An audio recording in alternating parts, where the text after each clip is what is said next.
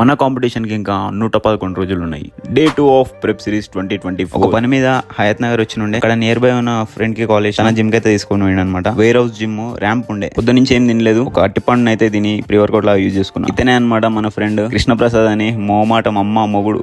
ఏం మాట్లాడుతున్నావు? ఇద్దరం కలిసి షోల్డర్ వర్క్ కూడా అయితే చేసినాం.